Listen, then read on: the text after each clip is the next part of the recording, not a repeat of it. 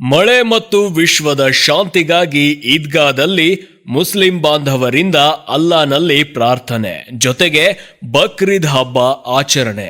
ಮಳೆ ಹಾಗೂ ವಿಶ್ವದ ಶಾಂತಿಗಾಗಿ ಮುಸ್ಲಿಂ ಬಾಂಧವರಿಂದ ಈದ್ಗಾ ಮೈದಾನದಲ್ಲಿ ಅಲ್ಲಾನಲ್ಲಿ ಪ್ರಾರ್ಥಿಸುವುದರ ಜೊತೆಗೆ ಅದ್ಧೂರಿಯಾಗಿ ಬಕ್ರೀದ್ ಹಬ್ಬವನ್ನ ಆಚರಿಸಲಾಗಿದೆ ಎಂದು ಅಥಣಿ ಮಾಜಿ ಶಾಸಕ ಶಹಜಹಾನ್ ಡೊಂಗರಗಾಂವ್ ಹೇಳಿದರು.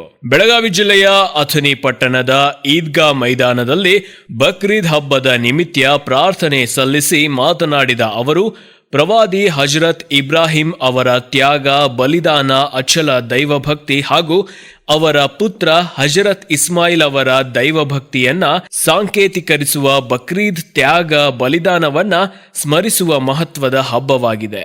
ದೇಶದ ಎಲ್ಲಾ ಸರ್ವಧರ್ಮದ ಜನಾಂಗದವರಿಗೆ ಹಾಗೂ ದೇಶಕ್ಕೆ ಒಳ್ಳೆಯದಾಗಲಿ ಮತ್ತು ಕಾಲಕಾಲಕ್ಕೆ ಮಳೆಯಾಗಲಿ ಹಾಗೂ ವಿಶ್ವದಲ್ಲಿ ಶಾಂತಿ ನೆಲೆಸಲಿ ಎಂದು ಅಲ್ಲಾನಲ್ಲಿ ಪ್ರಾರ್ಥಿಸುವುದರ ಜೊತೆಗೆ ಬಕ್ರೀದ್ ಹಬ್ಬವನ್ನ ಆಚರಿಸಲಾಗಿದೆ ಎಂದರು.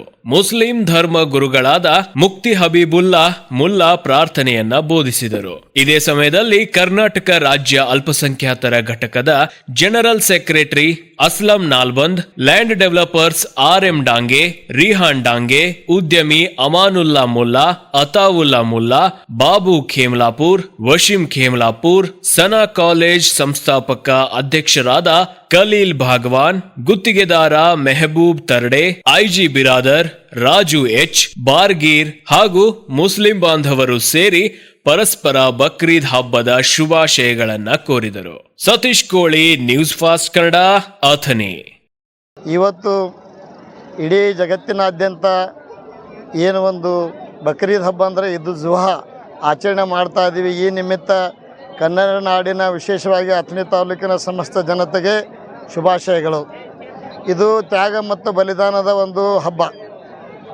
ನಮ್ಮ ಪ್ರವಾದಿ ಇಬ್ರಾಹಿಂ ಅಲೈಹಿಸ್ಸಲಾಂ ಅವರು ಆ ದೇವರ ಆದೇಶದಂತೆ ತಮ್ಮ ಅತ್ಯಂತ ಪ್ರೀತಿಯ ವಸ್ತುವನ್ನು ತ್ಯಾಗ ಮಾಡುವ ಸಲುವಾಗಿ ಆದೇಶ ಮಾಡಿದಾಗ ಅದನ್ನು ಪಾಲನೆ ಮಾಡಿರುವಂಥದ್ದು ಅದೇ ಮುಂದುವರೆದು ಬಂದು ಇದು ಬಕ್ರೀದ್ ಹಬ್ಬ ಇವತ್ತಿನವರೆಗೆ ನಡೆದಿದೆ.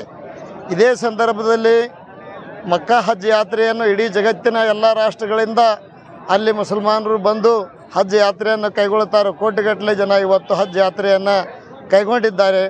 ಅವರ ಎಲ್ಲ ವಿಧಿವಿಧಾನಗಳು ಅಂದರೆ ಎಲ್ಲ ಅರ್ಕಾನ್ಗಳು ವಿಧಿವಿಧಾನಗಳು ದೇವರು ಪೂರ್ಣಗೊಳಿಸಲಿ.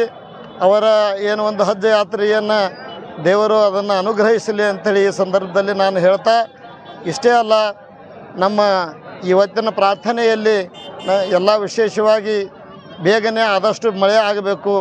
ಈ ಎಲ್ಲ ನಮ್ಮ ಈ ನಾಡಿನ ರೈತರು ಕಂಗಾಲಾಗಿದ್ದಾರೆ. ಬೇಗನೆ ಮಳೆ ಆಗಿ ಅವರಿಗೆಲ್ಲರಿಗೆ ಒಳ್ಳೆಯ ಬೆಳೆಗಳು ಬರುವಂಥದ್ದು ಒಂದು ಅನುಗ್ರಹ ದೇವರು ದಯಪಾಲಿಸಲಿ ಅಂತೇಳಿ ಸಹಿತ ಈ ಸಂದರ್ಭದಲ್ಲಿ ಪ್ರಾರ್ಥನೆ ಮಾಡಲಾಗಿದೆ. ಅಷ್ಟೇ ಅಲ್ಲ, ಈಗ ಈ ಒಂದು ಚುನಾವಣಾ ಏನು ಮತದಾರ ಪಟ್ಟಿಯ ಪರಿಷ್ಕರಣಾ ಪ್ರಕ್ರಿಯೆ ಏನು ನಡೆದಿದೆ ಇದರ ಬಗ್ಗೆಯೂ ಸಹಿತ ಮಾಹಿತಿ ಹೇಳಲಾಗಿದೆ. ಜೂನ್ ಮತ್ತು ಜುಲೈ ತಿಂಗಳಲ್ಲಿ ಪರಿಷ್ಕರಣೆ ಆಗುತ್ತದೆ.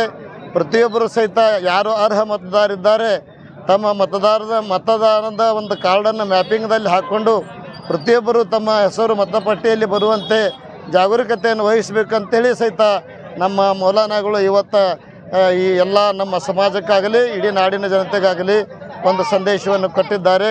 ಅದಕ್ಕಾಗಿ ಕೊನೆಯದಾಗಿ ಈ ನಾವು ಭಾರತೀಯರು ಎಲ್ಲ ಭಾರತ ದೇಶದ ಜನರು ಹಿಂದೂ ಮುಸ್ಲಿಮರು ಸಹೋದರತ್ವದಿಂದ, ಪ್ರೀತಿಯಿಂದ, ಸಮೃದ್ಧಿಯಿಂದ, ಶಾಂತಿಯಿಂದ ಬಾಳುವಂಥ ಒಂದು ಅನುಗ್ರಹ ದೇವರು ದಯಪಾಲಿಸಲಿ ಅಂತೇಳಿ ಈ ಸಂದರ್ಭದಲ್ಲಿ ಪ್ರಾರ್ಥನೆ ಮಾಡ್ತೇನೆ ನಾನು.